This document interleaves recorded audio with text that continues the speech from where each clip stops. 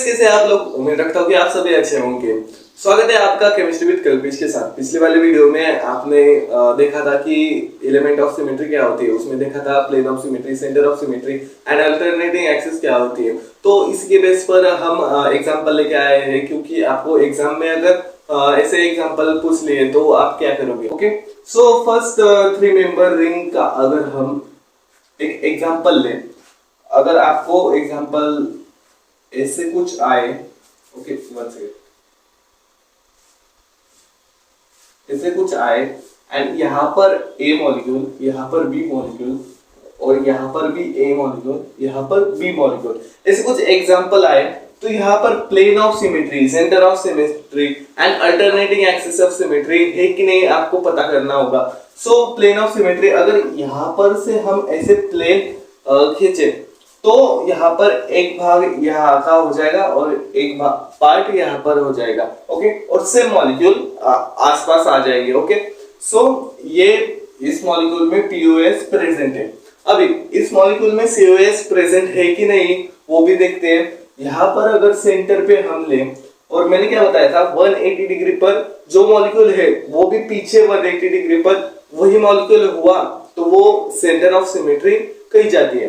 तो यहाँ पर अगर 180 डिग्री हम लें तो ए मॉलिक्यूल आता है हमारा, और 180 डिग्री पर हमारा बी मॉलिक्यूल आता है। तो इस वाले 3 मेंबर रिंग पे सीओएस नहीं होती। और जनरली आपको बता दूं कि 3 मेंबर वाले जो रिंग होते हैं उसमें ज्यादातर सीओएस मतलब सेंटर ऑफ सिमेट्री प्रेजेंट नहीं होती।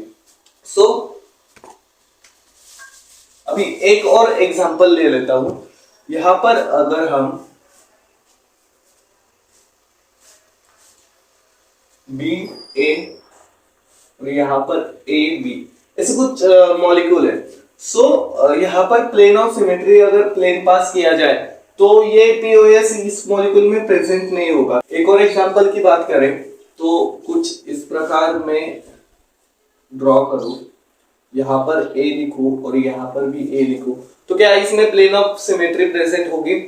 तो यहाँ पर अगर प्लेन ऑफ सिमेट्री हम खींचे तो दो मॉलिक्यूल सेम हो गए, तो यहाँ पर एस, यहाँ पर पीओएस प्रेजेंट होगी।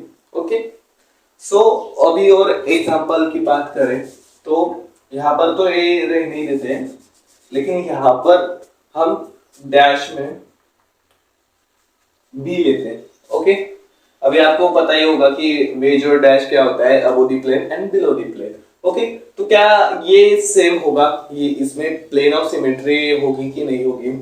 अगर हम प्लेन पास करें तो यहाँ पर अलग अलग मॉलिक्यूल आएंगे। ओके, मतलब हमारे इसमें पीओएस नहीं होगा। ओके, और सेंटर ऑफ सिमेट्री की बात ही नहीं कीजिए 3 मेंबर रिंग में। ओके, और अगर आपको पूछा जाए कि इसमें ऑप्टिकल एक्टिव है या ऑप्टिकल इनएक्टिव है तो क्या आंसर आएगा?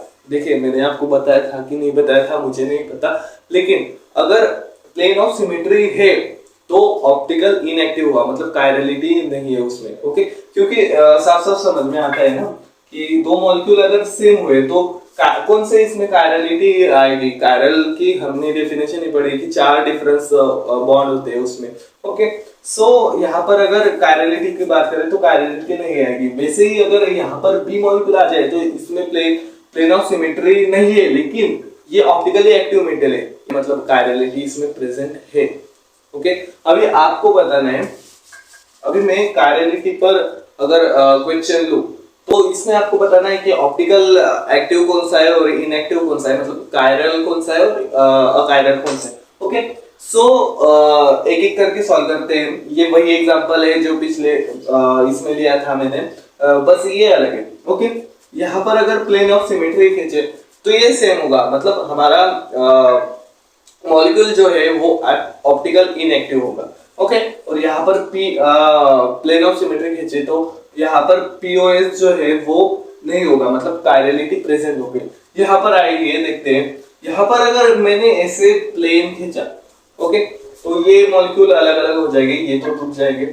ओके, मतलब ये कट हो जाएंगे और ये मॉलिक्यूल अलग अलग हो जाएंगे, मतलब इसमें भी पीओएस नहीं है, पीओएस नहीं है, लेकिन ये मेटल आया, ये मॉलिक्यूल ऑप्टिकली एक्टिव है, मतलब इसमें कायरल कौन सा है? बी और सी, बी एंड एंड सी, ये दोनों कायरल एटम है। ओके, सो ऐसे ही अगर आपको एग्जाम में आए कि कौन सा कायरल है, कौन सा बताओ ऑप्टिकल एक्टिव है, कौन सा ऑप्टिकल इनएक्टिव है, किसमें प्लेन ऑफ सिमेट्री है या फिर किसमें सेंटर ऑफ सिमेट्री है, वो कैसे बताए, तो इस प्रकार आप बता सकते हैं। तो गाइस आइए देखते हैं फिफ्थ मेंबर रिंग में सीओएस और पीओएस प्रेजेंट हो सकता है क्या। आपको बता दो कि 5 मेंबर रिंग में सीओएस प्रेजेंट नहीं हो सकता, क्योंकि अगर हम ऐसे ऐसे पास करें तो यहाँ पर थोड़ी ना टर्मिनल पर सीओएस पास होगा, मतलब दोनों मॉलिक्यूल कैसे सेम होंगे। ओके, अगर हम चेयर फॉर्म में इसको निकालने का ट्राई करें तो ये ऐसा होगा। ओके, और अगर यहाँ पर प्लेन पास किया जाए तो यहाँ पर थोड़ी सेम होगा। ओके, यहाँ पर प्लेन ऑफ सिमेट्री है क्योंकि दो अलग दो सेम पार्ट में ये डिवाइड हो सकता है, लेकिन सीओएस प्रेजेंट नहीं होगा। सीओएस ऐसे मॉलिक्यूल को बोल सकते हैं कि उसके एंड में अगर एक मॉलिक्यूल है तो उसके यहाँ पर भी सेम ही मॉलिक्यूल होना चाहिए। वैसे ही अगर हम 6 मेंबर रिंग की बात करें तो यहाँ पर सेंटर ऑफ सिमेट्री होगी, क्योंकि यहाँ पर दोनों पार्ट सेम होंगे। ओके, और दोनों इस पे अगर CH3 लगा हो तो, और यहाँ पर भी CH3 लगा हो, और अगर प्लेन पास किया जाए तो ये दोनों कट हो सकते हैं, लेकिन यहाँ पर नहीं हो सकता, क्योंकि यहाँ पर अगर हम CH3 की बात करें और यहाँ पर भी CH3 की बात करें तो ये तो कट हो जाएगा, लेकिन ये कहाँ से कट होगा। तो ये 5th मेंबर रिंग में COS प्रेजेंट नहीं होता। वैसे ही 6th मेंबर रिंग में अगर हम चेयर की बात करें, चेयर फॉर्म में, तो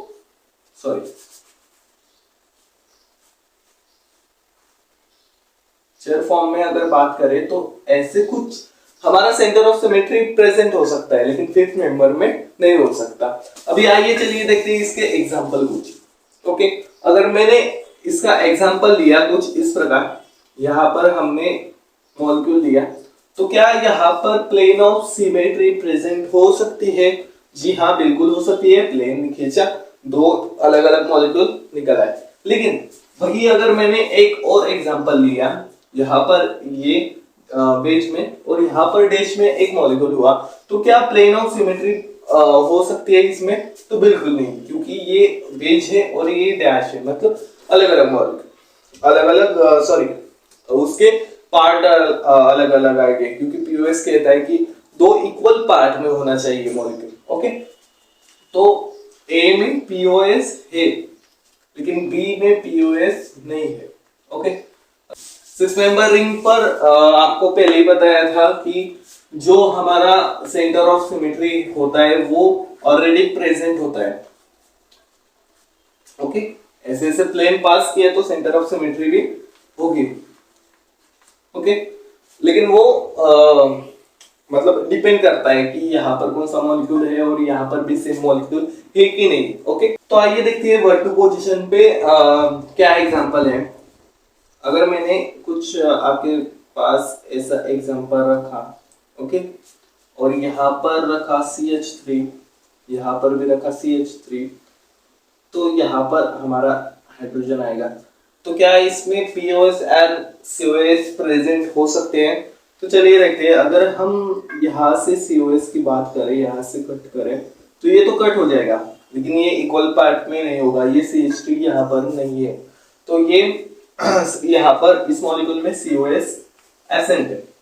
और अगर POS की बात करें तो POS भी एब्सेंट है, क्योंकि यहाँ पर CH3 है और यहाँ पर हाइड्रोजन है, इसलिए यहाँ पर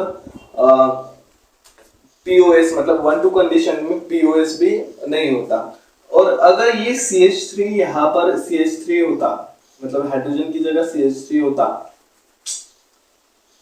तो इसमें POS होने की संभावना हो सकती थी, लेकिन यहाँ पर हाइड्रोजन था इसलिए POS भी नहीं था। अभी आते हैं 1 3 पोजीशन पर। क्या कहती है भाई साहब वो, अगर मैंने एग्जांपल लिया, आप समझ लीजिए मेरे स्ट्रक्चर को, मेरी फीलिंग को, खैर छोड़ो, उसने आज तक मेरी फीलिंग को नहीं समझा तो आप क्यों समझेंगे, छोड़ो। तो ये यहाँ पर अगर हमने CH3 लिया और यहाँ पर भी हमने CH3 लिया, तो क्या इसमें प्लेन ऑफ सिमेट्री पास हो सकती है? क्या इसमें प्लेन ऑफ सिमेट्री प्रेजेंट हो सकती है? COS तो इसमें प्रेजेंट है, लेकिन क्या POS प्रेजेंट हो सकता है? तो जवाब है जी बिल्कुल POS। अगर हम प्लेन पास करें और ये यहाँ पर CH3 ये टंगा हुआ है, ओके, ऐसे, और दूसरे मॉलिक्यूल पर भी ये CH3 ऐसे लटका हुआ है, तो ये CH3 इसको इस वाले CH3 को रिफ्लेक्ट करेगा। ओके, और अगर सेकेंड बात, अगर ट्विस्ट लाए तो ये CH3 अगर मैं यहाँ पर लूं तो क्या अभी भी POS प्रेजेंट होगा इस मॉलिक्यूल में? तो जवाब है नहीं। क्यों नहीं? क्योंकि यहाँ पर अगर CH3 इस वाले पोजीशन पर है तो इस वाले पोजीशन पर हाइड्रोजन आ जाएगा।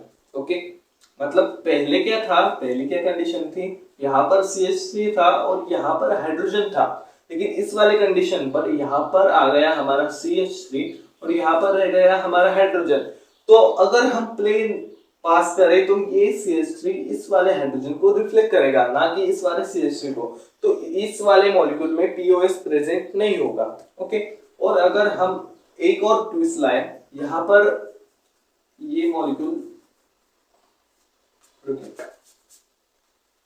यहाँ पर CH3 वैसे का वैसा लाए, लेकिन यहाँ पर CH3 लाए तो क्या ये प्लेन ऑफ सिमेट्री कहीं जा सकती है? तो जवाब है बिल्कुल नहीं, क्योंकि ये इसको रिफ्लेक्ट नहीं करेगा, ये इस वाले हाइड्रोजन को रिफ्लेक्ट करेगा। ओके, क्योंकि हर सेंटर पर 4 बॉन्ड बने रहते हैं और उसमें हाइड्रोजन रहता ही है। ओके, सो इस वाले पॉइंट पर रखें 1 2 3 और ये चौथा वाला हाइड्रोजन, तो ये CH3 हाइड्रोजन को रिप्लेस करेगा, ना कि ये CH3 को। ओके, तो इस वाले कंडीशन पर भी POS प्रेजेंट नहीं है। तो ये 1-3 पोजीशन वाले एग्जांपल हुए, बहुत खिचकट है, बहुत मतलब प्रॉब्लम देता है वो। ओके, समझता नहीं जल्दी, जैसे आपकी फीलिंग वो नहीं समझ सकती। 1-3 पोजीशन तो हो गया, अभी आते हैं 1-4 पोजीशन पर। क्या कहती है 1-4 पोजीशन? चलिए उसको भी देख लेते क्या कहती है 1-4 पोजीशन। 1-4 पोजीशन मतलब पहला ये कार्बन CH3 और 1 2 3 4 ये चौथे पे ये वाला। ओके, अब यहाँ पर अगर सेंटर ऑफ सिमेट्री हम देखिए तो सेंटर ऑफ सिमेट्री ये CH3 कट हो जाएगा और यहाँ पर भी ये CH3 कट हो जाएगा, यानी कि हमारा COS तो प्रेजेंट है। अब ये आते हैं POS में भी ये अगर कट हो रहे तो क्या रहेगा, सिर्फ हाइड्रोकार्बन, तो POS भी प्रेजेंट है। ज्यादातर जो होते हैं 1-4 पोजीशन पे तो उसमें दोनों कंडीशन देखने को मिल जाती है, COS की और POS की दोनों भी, क्योंकि COS की तो ये 1-4 मतलब आप यहाँ पर भी ले और यहाँ पर भी ले तो कोई प्रॉब्लम नहीं होती। ओके, कटना तो है, कटना तो है, जैसे उसने आपका काटा था। ओके, सो हो गई अब हमारे एलिमेंट ऑफ सिमेट्री के सारे एग्जांपल। आज हमने क्या देखा? आज हमने एलिमेंट ऑफ सिमेट्री के सारे एग्जांपल देख लिए। Okay, plane of symmetry, centre of symmetry है कि नहीं वो देखा, एग्जांपल्स देखे। आने वाले वीडियो में मैं आपको बताऊंगा कि RNS क्या होता है। ओके, इसका फुल फॉर्म होता है, ए रेक्टिस होता है और एक सिनिस्टर होता है, अलग अलग होते हैं। ओके, CIP रूल क्या होता है? ओके, मॉलिक्यूल आर कब बोलते हैं और एस कब बोलते हैं, वो सब आपको आने वाले वीडियो में पढ़ाऊंगा। और आपको बेसिक चाहिए तो लेक्चर नंबर 1 पर मैंने सारा बेसिक कवर कर दिया है। ओके, तो अगर वीडियो अच्छा लगा हो तो चैनल को सब्सक्राइब कीजिए, वीडियो को लाइक कीजिए, शेयर कीजिए ज़्यादा से ज़्यादा तक। ओके, और ऐसे ही सपोर्ट कीजिएगा guys. Thank you so much for watching my video. Okay.